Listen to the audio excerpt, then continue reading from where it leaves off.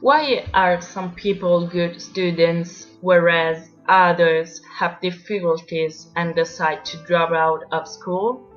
What components have a negative impact on their learning process? During the learning process, the areas involved are the area of thought, neocortex, and the emotional centers. The neocortex is the most recent part of the cerebral cortex. It is the source of our thoughts, and it is connected to the emotional center of our brain. The emotional center of the brain is the amygdala, which controls our feelings.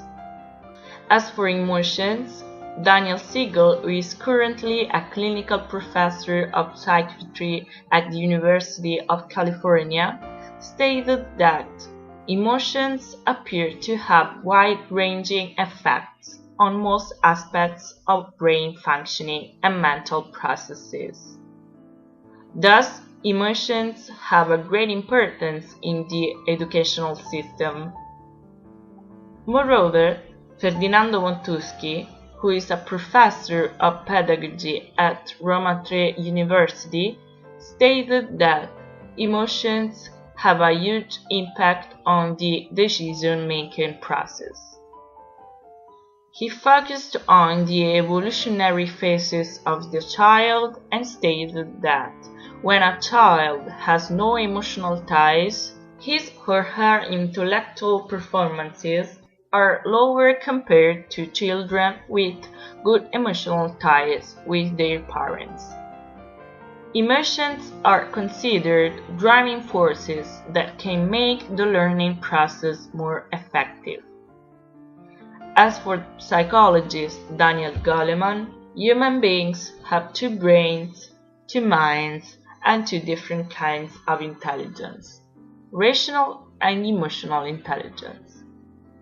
He focused on how we manage emotions, both our own and those of others, because, in his opinion, emotional intelligence can play a critical role in determining our happiness and success. However, the American psychologist and professor of cognition and educational, Howard Gardner, stated that there is a multitude of intelligences quite independent of each other. He initially formulated a list of 7 intelligences. The first 2 have been typically evaluated in schools: linguistic intelligence and logical mathematical intelligence. The following 3 are usually associated with the arts: musical intelligence, bodily kinesthetic intelligence, and spatial intelligence. And the final 2 are what Howard Gardner called personal intelligences. By contrast, when analyzing the learning process of foreign languages, it is important to make a difference between first and second language acquisition. The first language acquisition is mostly passive. You listen to the people around you, their speech melody, their sounds, their words, and their sentence structures. Before you can even read or write a single word in your first language, you already use an impressive vocabulary and many important grammar structures. The second language learning process is the process by which people who speak one language can learn a second language in addition to their native language. The second language acquisition process is shorter than the first language learning process. However, in second language acquisition, several factors play an important role: individual cognitive strategies, experiences with other people, the environment in which you have grown up, and motivation that seems to be a key element to pursue your own goals. Moreover, people often believe that learning a new language means memorizing new words and grammatical rules. And if you do not have a good memory, you cannot learn another language. Can this be true? How many people are low achievers in English, German, or in any other foreign languages? Is there a special aptitude for learning second languages? Since the 1970s, scientists have had a growing desire for the understanding of the memory system.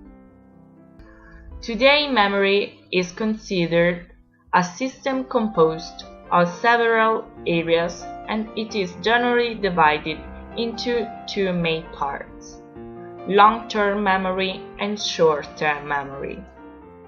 As for short-term memory, in 1974, Ellen Baddeley and Graham Leach introduced a model of working memory in an attempt to describe a more accurate model of short-term memory.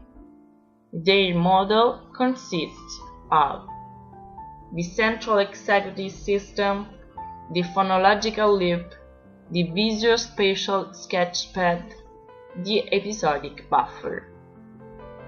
The central executive system acts as a supervisory system and controls the flow of information from and to its subsidiary systems, that is to say, the phonological loop and visuospatial sketchpad.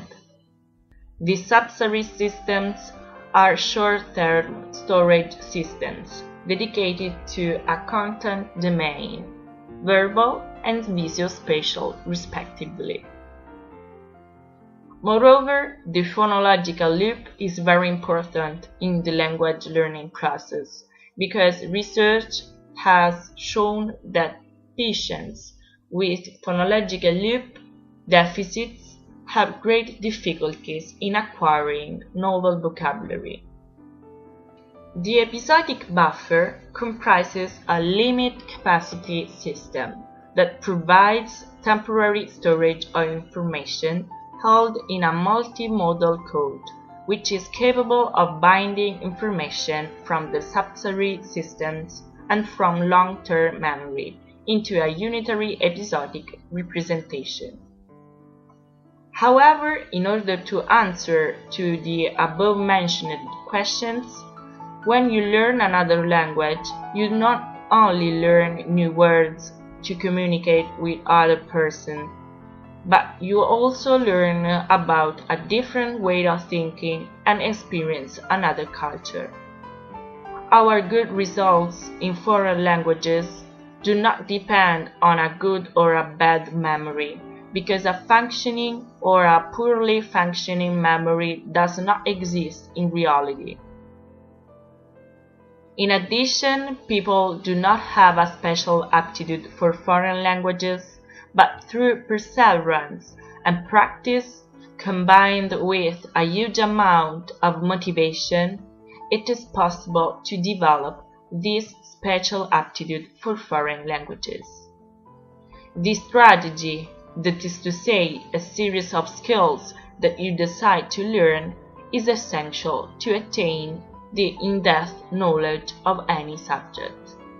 Therefore, if a person intends to start learning about a new subject, no special aptitude is necessary.